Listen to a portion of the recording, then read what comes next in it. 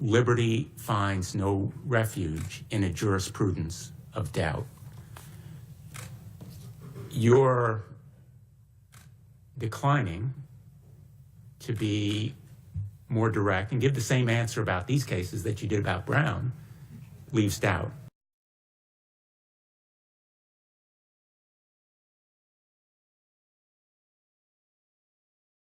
You have said again and again in these hearings that you cannot provide your views on specific precedents, but at times you have done that. You have praised the Youngstown case. You have criticized Korematsu. You have praised the Brown decision. You said that Cruzon and Glucksberg were rightly decided. So how can you express these opinions but refuse to provide your views on Casey, Hiller, Rowe, Citizens United, Griswold, Gideon, Ledbetter, Gross, University of Texas, Southern Medical Center? As a judge, my job is to decide cases as they come to me. And if I start suggesting that I prefer or dislike this or that precedent, I'm sending a signal, a hint, a promise, a preview, as Justice Ginsburg called it, about how I'd rule in future cases where those principles from that case are going to be at issue. Senator, I've offered my legal judgment as a judge about cases. I've not offered any personal views about anything, or I've tried not to very hard. I've tried to adhere to Justice Ginsburg's rule about no hints, no previews, no forecasts. And for a judge to start tipping his or her hand about whether they like or dislike this or that precedent would send the wrong signal. Well, we're on the same page on Brown versus Board of Education, Senator. Okay. It's a great and important decision. Seminal, important application of the principles recognized in Brown versus Board of Education, and a vindication again for the original meaning of the Equal Protection Clause, that all of us, every single person, is equal, and that we can all choose with whom we wish to live our lives without respect to race. But the Supreme Court never overruled Korematsu. So Korematsu has joined the short list of the most regrettable decisions in the court's history. And even though most American citizens of Japanese ancestry were loyal, the court in Korematsu found that the government's curfew and internment program was constitutionally acceptable because some unknown faction or fraction of that group posed a special statistical risk of disloyalty and danger. Today, if the court were to assess special restrictions on U.S. citizens of Iranian, Yemeni, Somalian, Syrian, Libyan, and Sudanese ancestry, do you believe Korematsu would be applicable precedent for the court to consider? No. I take United States versus Jones, recent case from the United States Supreme Court involving whether police officers might attach a GPS tracking device to a car. And the court held that if that's a trespass to chattels and a search 200 years ago, it has to be today, though the technology is obviously different. So the technology changes, but the principles don't. And it can't be the case that the United States Constitution is any less protective of the people's liberties today than it was the day it was drafted.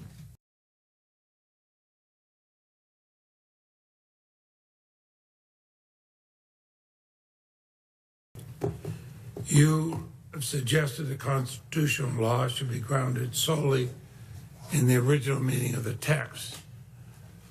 You said judges should, and I quote you, strive to apply the law as it is, focusing backward, not forward.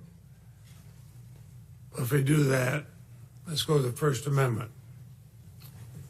Do you believe that James Madison, the other drafters of the First Amendment, understood the term speech to include corporate money being funneled into campaigns? Senator, I can tell you that The Supreme Court of the United States has a lot of precedent in this area, as you're well aware. Quite a lot of it permitting Congress to compel disclosure, to limit contributions, and a lot of other case law in this area. There's a lot of precedent in this area. Well, is there precedent from the drafters that speech included corporate money being put into corporations and being put into campaigns? Senator, that was exactly what was at issue in part in Austin and then again in Citizens United. And the Supreme Court issued a variety of opinions on that subject, on that very subject, looking back to the original understanding of the First Amendment to see whether it embraced the speech at issue in those cases. And different justices came to different conclusions on that score. But nothing in the Federalist Papers that talked about corporate money going into campaigns. Is that correct? Well, Senator, That's an easy yes or no. I think there's an awful lot in the Federalist Papers and elsewhere that were relevant to and considered by both concurrences and dissents in Citizens United. But nothing about corporate money. I don't remember that term, no, Senator. Trust me, there wasn't. Can you tell me whether Roe was decided correctly? Senator, again, I would tell you that Roe versus Wade, decided in 1973, is a precedent in the United States Supreme Court. It has been reaffirmed. The reliance interest considerations are important there. And all of the other factors that go into analyzing precedent have to be considered. It is a precedent of the United States Supreme Court. It was reaffirmed in Casey in 1992 and in several other cases. So a good judge will consider it as precedent of the United States Supreme Court, worthy as treatment of precedent like any other. So do you agree with the result in Roe v. Wade and Planned Parenthood v. Casey? Senator, I'm drawing the same line that Justice Ginsburg drew, Justice O'Connor drew, Justice Souter, Justice Scalia. Many, many, many people to sit at this confirmation table have declined to offer their personal views to this or that precedent. In this case, it was her choice for childbirth, and the government was inhibiting that choice.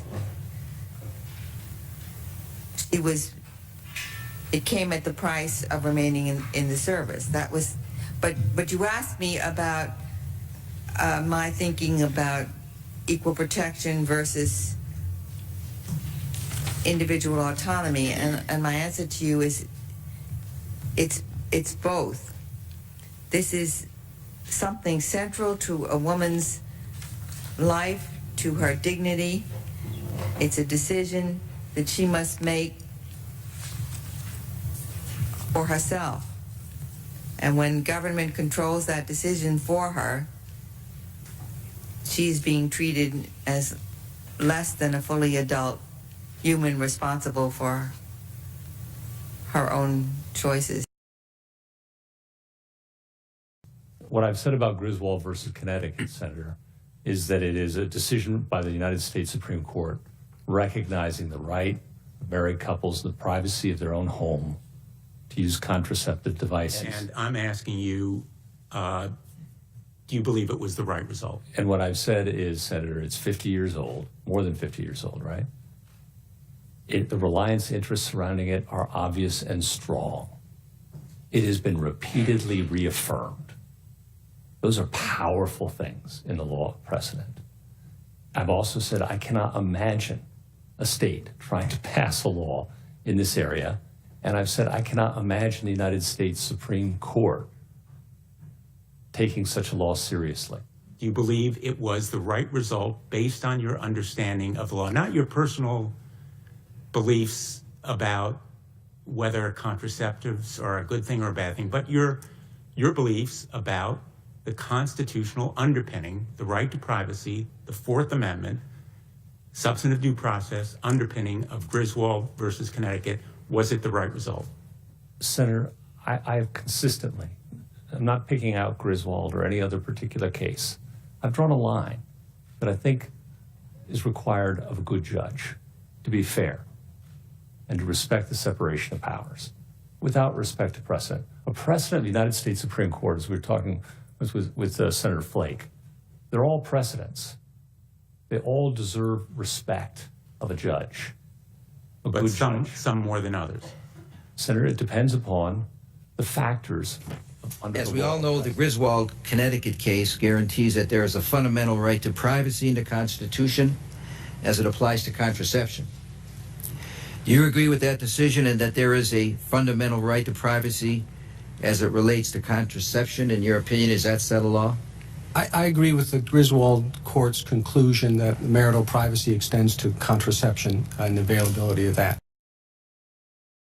Obergefell is a precedent of the United States Supreme Court. It entitles persons to engage in single-sex marriage. That's a right that the Supreme Court has recognized. It is a precedent of the United States Supreme Court.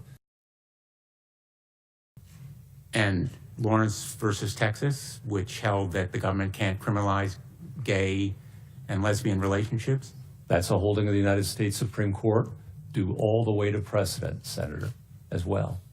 And would you agree that it overturned an incorrect decision in Bowers? That is what it declared, Senator. That is the precedent of the United States Supreme Court. Do you agree? Senator, it's the precedent of the United States Supreme Court. I'm going to give you the same answer every time. Well, I suspect you will. Yeah. But let me just say that the answer that you have given leaves doubt in a lot of minds. And to quote from a concurrence by Justice Kennedy, as well as Justice Souter and Justice O'Connor, and I'm quoting, "Liberty finds no refuge in a jurisprudence of doubt." You're declining to be more direct and give the same answer about these cases that you did about Brown leaves doubt.